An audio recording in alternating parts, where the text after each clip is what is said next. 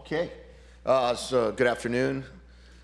Looking forward to the game on Saturday at 6:30 at our home stadium.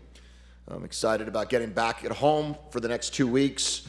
Got a big opportunity this week to go play better than we did last week against Cal, have our Pac-12 opener, and have a chance to play good football in all three phases. Breast cancer awareness game this week, so a big deal here in Tucson to be able to help and bring education and knowledge about breast cancer to Arizona Stadium. So that's a big deal for us and for our program. Our kids will have some pink wristbands and some other stuff that comes that's given to them. And then on top of it all, we know that we've got a good football team that is hungry for a win coming in town, a team that beat us handily a year ago, and we have to do everything we possibly can to play our best game on Saturday night. What danger is presented when a team is desperate like they are? Well, I think we're desperate. So we'll see what two desperate teams look like. I think that it's a situation where you're playing against a team that has lost to four teams that are 14-1, and they're probably hopeful to be able to find a way to get wins. There's 8 games left in the season for both teams, and the key is to be able to have the same mentality every game you play and never allow the team you play, the record of a team you're playing, to ever affect the outcome of a game. You talked about the work in practice this week. You talked about wanting to work on assignment and alignment and gap defense. What did you guys work on this week to try to throw that out? Well, practice is always going to be about getting better and finding a way to improve in some of the areas where you struggle, as well as improve in the areas that you can continue to get better or that you're doing well. In that case, we were practicing as usual or typical fashion. Run game, pass lanes, run lanes, tackling. We emphasized tackling this week, added an extra period there, but a lot of it comes down to just execution, being fundamentally sound, and continuing to improve in that area on all phases. And that was our plan this week. And so far, Sunday's practice, Tuesday's practice, and Wednesday's practice have all been good on tape. Can I follow up with that? Is that something that you can work on more in the study room, looking at the film pointing out, or is it something that is more aligned with working on the field during workouts? I would say it's both, that it's really important for us to be able to show the guys where there was a deficiency or where there was an error or what we could improve upon. You're able to point out pad level when you're watching film. You're able to talk about or maybe show a couple guys in one gap where nobody's in the other gap, and how you can be better, be more gap sound in that regard. And then you have to go on the practice field and do it. You have to be able to see what it feels like when somebody's trying to block you, and then still be able to do your responsibility. So it's both the film room and the practice field. What's the status of Jackson Turner this week? I don't expect Jackson to play this Saturday night, but we're still always hopeful. So Isaiah Taylor taking over the spot then? Isaiah Taylor would be the starting safety, yes. And what ways have you seen him improve this year, and what did you take away from the Cal game? Yeah, Isaiah, I think he had 9 tackles in the Cal game. He's active. He was very active all training camp. Thought he made a lot of great plays for us in training camp, and continues to show ways to be around the ball. He has a really good feel for the ball. He's communicating better and better. The more confident he gets, being able to make calls. The big thing about safeties are they're the communicators on the back end. And so Isaiah's done a really nice job there. And then also Isaiah is a great teammate, and guys like playing with him and being around him. So if Jackson can't go on Saturday evening, then Isaiah will go, and there's a lot of confidence there with our players and with Isaiah. How different is the position that he would play Saturday night versus what he did in high school? Wasn't he more of a box type safety? Ever since he's been here, he's played the middle of the field. So, for every practice, every scrimmage, all throughout training camp. So he's kind of been the post safety. Yeah, what does Colorado do well on either side of the ball? They're 0-4, so they got some stuff to work on, obviously. But Yeah. Well, I would say this, that, it comes down a lot to playing hard, and they do that. They play really hard. They certainly have guys that can disrupt your flow. They have a defensive front that can make plays that could stop you from big chunks of yards based upon their pass rush. They have a ability to play, tight man-to-man coverage, and they're not afraid to do that. And then on the offensive side of the ball, their quarterback threw for 280 yards, I think, last week, and completed a lot of passes. So they're gonna try to probably be balanced. I would assume they're gonna probably test our run defense, and then offensively or on their defense, I think that they're gonna feel really confident. The last time they played us, they shut us out. Chip, you have almost as many 20-yard gains through the air as you did all of last season, but nothing beyond 30-something. Is there an attempt to want to get more of those deep balls in there, or what do you think's not working yet? Well, I would say in the passing game, I'm not really worried at all in terms of the difference of hitting a 45-yarder versus a 35-yarder. Really, the key you want to do is be able to get over 18 yards. Those are your real definition of explosive passes. I think we're one of the better teams in the country in that regard of being able to be explosive. Sometimes you just run out of field space. Sometimes I can't think too many times. We had a couple chances in this past game. We missed. If we threw the ball a little bit higher to T-Mac on our sideline, that would have been a 60-yard completion, the one that they knocked down. But it was we missed by about a yard or so. And then I think there's some times that it would be nice to be able to, hit on I think Tanner probably has had a couple of the longer ones, if I was to guess. So, it's nice to be able to hit a receiver down the field on an over-the-top throw rather than a back shoulder. But I think those come. They come, and if we can continue to be efficient in the passing game, I'd like us to complete about 5 more passes a game.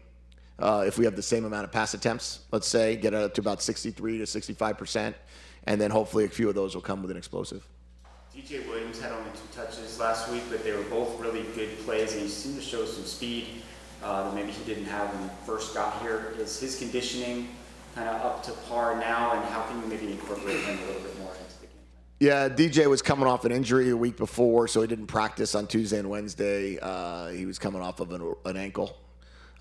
Thursday was the only day he practiced. We weren't sure exactly where his health was, so we tried to limit his reps in the game. Looking back on the film, we probably should have given him the ball more.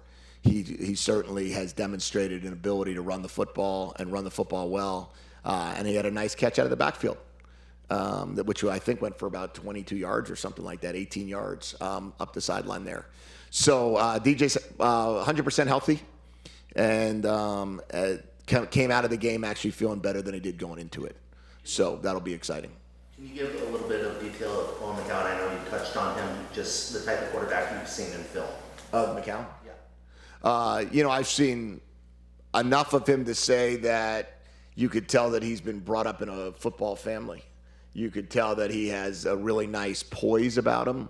When he's in the pocket, he looks very comfortable. It doesn't look like some guys in their first couple starts or their first start as a freshman that they're going to look to run before look to throw. He looks pretty confident in there that he'll step up there and look to throw. Got a nice arm, throws a nice catchable ball left-handed. And, he's going to be a challenge. He's going to try to test our corners and test our underneath coverage, and it'll be a good test all around for our pass rush and also for our defense. Did you ever encounter Josh McCown in your NFL journey? No, and both of us have been on a lot of teams, but I know Josh, just from being on different teams that we played him or have come across him. As a matter of fact, he was When I was in New England, we played. He was in Houston, I think, at the time. But I know Josh, but no, we have never really spent any time together in a coach-player relationship. Who played Josh this week in practice? Left-handed quarterback. We didn't bring any left-handed quarterbacks, and so our right-handed guys did. This idea of kind of during the season, fundamentals versus game plan, how do you strike the right balance between those two? It seems like every so often a coach will say, we need to go back to basics. We kind of got away from that because we've been focusing so much on the other team. How do you see that? Yeah, I think that is definitely said often. Traditionally, you could probably catch a coach. If you go back to all 12 of their press conferences or all 17 in the NFL, you're always going to find one or two of them that the comment's going to be made, we're going to get back to fundamentals or back to basics. I think what happens sometimes where the game gets away from you is when you're, during a week, so concerned about defending plays that you're talking more about the play itself than how you defend it. Because you defend it by playing with better pad level. You defend it by playing physical. You defend it by being fundamentally sound. You don't necessarily defend it by saying, we're going to call this defense. But some of us get, we all do it at different times throughout years that you say, all right, well, this is the play. This is how you defend it. This is the best call for this play. And you don't spend enough time focusing in on, that true, hey, we have to beat a double team. We have to figure out a way to add another tool in our pass rush. And that's kind of when you bring yourself back to, okay, all's good. Now let's figure out a way to add an 8-minute individual period where we can talk about defeating a block. The game time this week and next week, you've got a 6:30 and a 6 o'clock. And I know you're all about getting fans to come to the game. How much better is that maybe to get families to come because, the game will start earlier and end earlier? Well, I hope that what it gives us this opportunity to, if they didn't want to, if let's say you have younger kids and you don't want to be out there till 11:55 or 12:10, I think were the two games, the Mississippi State and the North Dakota State endings. And you could now say the game's going to end at, let's call it 9:45 or 9:50, or then the week before 9:30, the next week 9:30. Like hopefully everyone will come. And it's a great family environment. It's a great opportunity to bring your kids and bring your friends and your neighbors. And then hopefully the students will also benefit from the fact that the night ends at 9:30. They can go back and study immediately. So that's also a benefit. That I think the library is going to stay open. So they can sneak away, watch the game, and then go back. Or they can go have a great time at the game, stay all the way through like they've been doing. So our students have been incredible. We need them to come out in full force again. And let's have an incredible environment at Arizona Stadium. That's the goal. I don't think Colorado envisioned having to play the true freshman quarterback this season or this early in the season. You guys went through that kind of tumult at quarterback last year. How does that just kind of affect how you're, affect trying to win games when you've got that uncertainty or a lot of change at that position? I'd say it's certainly challenging at that position when you're constantly making changes or in flux with your starter. We felt it all last year, knock on wood. We've been fortunate that Jaden's been able to start all 4 games and play the games in its entirety. But we also recognize it's a very violent game, and there's times that it doesn't necessarily work out for you.